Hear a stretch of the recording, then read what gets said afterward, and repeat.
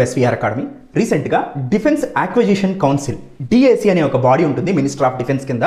దీనికి చైర్పర్సన్గా defence minister ఉంటారు.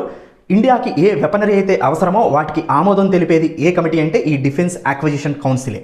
డిఫెన్స్ యాక్విజిషన్ కౌన్సిల్ ఫ్రాన్స్ నుంచి రఫేల్ ఫైటర్ జెట్స్ని ఒక 114 ప్రొక్యూర్ చేయాలని ఆమోదం తెలిపింది. వీటి యొక్క ఖర్చు 3.25 లక్షల కోట్లుగా నిర్ణయించింది. అంటే అప్రాక్సిమేట్గా $37 to $40 బిలియన్. ఈ రాఫెల్ ఫైటర్ జెట్స్ అనేవి ఫ్రాన్స్లో ఉన్నటువంటి దసాల్ట్ ఏవియేషన్ అనే కంపెనీ తయారు చేసేటువంటి 4.5th generation aircrafts, not 5th generation. Present 5th generation Russia దగ్గర, చైనా దగ్గర, యూఎస్ఏ దగ్గర ఉన్నాయి. అయితే ఇది మాత్రం 4.5th జనరేషన్ ఎయిర్ క్రాఫ్టే. Defence acquisition council acceptance of necessity కింద మనకి అత్యవసరం అనమాట. ప్రజెంట్ ఫ్లీట్ ఓల్డ్ అయిపోతుంది. మనకి టోటల్గా 42 స్క్వాడ్రన్స్ అవసరం అయితే, అంటే ఒక్కొక్క స్క్వాడ్రన్లో 18 ఎయిర్ క్రాఫ్ట్స్ ఉంటాయండి. 42 స్క్వాడ్రన్స్ అవసరం అయితే ప్రజెంట్ మన దగ్గర 29 స్క్వాడ్రన్సే ఉన్నాయి. ఆ ఉన్న వాటిల్లో కూడా మిగ్ కానీ, మిరేజ్ కానీ ఓల్డ్ ఫ్లీట్ ఉంది. వాటిని రీప్లేస్ చేయాల్సిన అవసరం ఉంది, కొత్తవి కొనాల్సిన అవసరం ఉంది. అందుకని ఈ డీల్ని కుదుర్చుకున్నట్టుగా తెలుస్తూ ఉంది.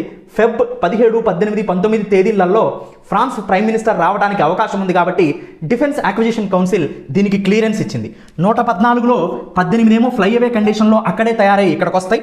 ఇంకొక 96 ఏమో ఇండియాలోనే మ్యానుఫ్యాక్చరింగ్ చేయటం వల్ల 60% ఇండిజీనియస్ కంటెంట్ని దానికి ఏర్పాటు చేసినట్టు అవుతుంది. తద్వారా ఇండియాలో ఎంప్లాయ్మెంట్ ఆపర్చునిటీస్తో పాటుగా ఎంఎస్ఎంఈ ఇండస్ట్రీ కూడా డిఫెన్స్కి సంబంధించి డెవలప్ అవడానికి అవకాశం ఉంది. మొత్తానికి ఇప్పుడు మన దగ్గర ఎన్ని జెట్స్ ఉన్నాయంటే 36 ఏమో ఆల్రెడీ మన దగ్గర ఉన్నాయండి. ప్రజెంట్ ఇంతకుముందు మనం రాఫెల్ని ఫైటర్ జెట్స్ని పర్చేజ్ చేసాం. ఈ 36నే మనం ఆపరేషన్ సింధూర్లో ఉపయోగించాం. దీని తర్వాత మెరైన్ డిపార్ట్మెంట్ కోసం, అంటే ఇండియన్ నేవీ కోసం రాఫెల్ ఎం అంటే రాఫెల్ మెరైన్ వర్షన్ని ఒక 26 ప్రొక్యూర్ చేయడానికి ఆర్డర్ ఇచ్చాం. దాని తర్వాత ఇప్పుడు 114 మొత్తం కలిసి ఈ 2 రావాల్సి ఉంది. ఈ 26 రావాలి, ఈ 114 ఇక్కడ కొన్ని మ్యానుఫ్యాక్చరింగ్ కావాలి, అక్కడ నుంచి కొన్ని రావాలి.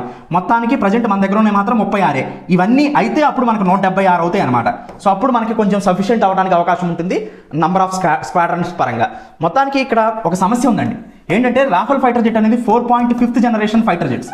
కానీ ఇప్పుడు సుకోయి కానీ అండ్ F-35 కానీ ఇలాంటివన్నీ కూడా, ఈ F-35 యునైటెడ్ స్టేట్స్ ఆఫ్ అమెరికాకి సంబంధించింది.